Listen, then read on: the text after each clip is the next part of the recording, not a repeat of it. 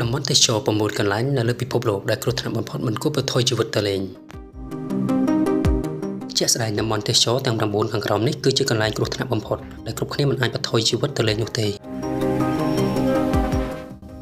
វាលខ្សាច់ដាណាគីប្រទេសអេរីត្រីមកវាលខ្សាច់នេះជាធម្មតាមានអាកាសធាតុក្តៅរហូតដល់50អង្សាសេនិងសម្បូរដោយភ្លើងសកម្មមានពពកធ្លុកទឹកពុះដែលបញ្ចេញឧស្ម័នពុលផ្សេងៗនិយាយជារួមតំបន់វាលខ្សាច់នេះគឺមិនមែនជាជម្រកល្អសម្រាប់ដំណើរកម្សាន្តនោះទេ2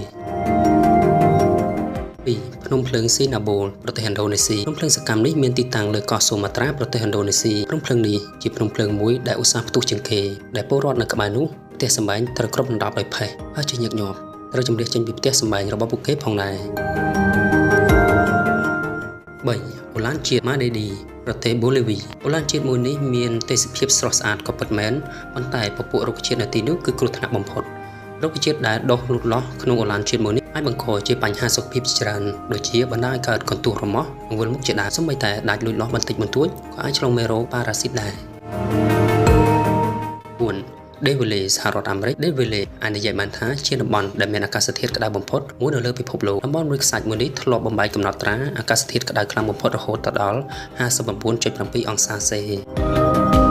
5 Moveston សហរដ្ឋអាមេរិកតំបន់ទឹកកកមួយនេះក៏ចាត់ទុកជាតំបន់គ្រោះថ្នាក់បំផុតផងដែរលើកំពូលភ្នំ Washington ធ្លាប់បំបែកកំណត់ត្រាពិភពលោកមានខ្យល់បក់បោកលឿនជាងគេបំផុតនៅលើពិភពលោកល្បឿនដែលខ្លាំងបំផុតនៅទីនោះគឺ327គីឡូម៉ែត្រក្នុង1ម៉ោងងាកមកអាកាសធាតុវិញទៅទីនោះត្រជាក់រហូតដល់ដក40អង្សាសេ6កោះពស់កោះពស់អាយហាដាធ្វើម៉ាដាក្រេតប្រទេសប្រេស៊ីលកោះរកគ្រោះថ្នាក់មួយនេះល្បីល្បាញបំផុតថាសម្បូរទៅដោយពពួកពស់ដែលមានពឹសសាហាវបំផុតបើតាមអ្នកសាស្ត្រជ្រាវបានប៉ាន់ស្មានប្រមាណថាត្រឹមរង្វង់ផ្ទៃដី1ម៉ែត្រការ៉េគឺមានពស់ប្រមាណជាង4ក្បាលទៅហើយ7 Bikini Atoll កោះម៉ាសាបើកន្លែងមួយផ្នែកឆ្នេរសមុទ្រនៃកោះមួយនេះគឺស្រស់ស្អាតនិងគួរជាទីទាក់ទាញបំផុតប៉ុន្តែបញ្ហានោះគឺកោះមួយនេះបានប្រែក្លាយជាជម្រកនៃថាធ្វើតេស្តនុយក្លេអ៊ែរដែលបំពាក់ទៅដោយសារធាតុវិទ្យុសកម្មគ្រប់កន្លែងសម្បីតែពេលបច្ចុប្បន្ននេះកន្លែងមួយនេះនៅតែគ្រោះថ្នាក់បំផុតដដែល8អាណាចក្រដំរីនៅឈុនបុរីប្រទេសថៃកន្លែងកម្សាន្តអាណាចក្របុរី Elephant Kingdom ក្នុងប្រទេសថៃមានកសិដ្ឋានចិញ្ចឹមក្រពើមួយដែលម្ចាស់កសិដ្ឋានបានបង្កើតជាកញ្ចក់បណ្ដែតតូចៗដែលអាចដាក់ភ្ញៀវទេសចរអណ្ដែតលើផ្ទៃទឹកដល់ចំណីដល់សត្វក្រពើដែលកំពុងហែមកជុំវិញខ្លួនរបស់ពួកគេបានមើលទៅដូចតាក់ទាញណាស់ប៉ុន្តែស្រមៃថាបើកញ្ចក់នោះមានការបាក់បែកឬលេចជាតថហេតុណាមួយនោះពិតជាសម័យហេតុការណ៍បន្ទាប់បញ្ចេញនោះទេ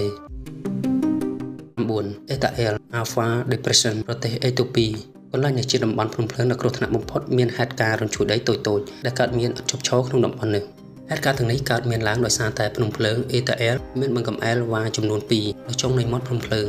និយាយជារួមកន្លែងនេះមិនមែនជាកន្លែងគួរមកកម្សាន្តនោះឡើយ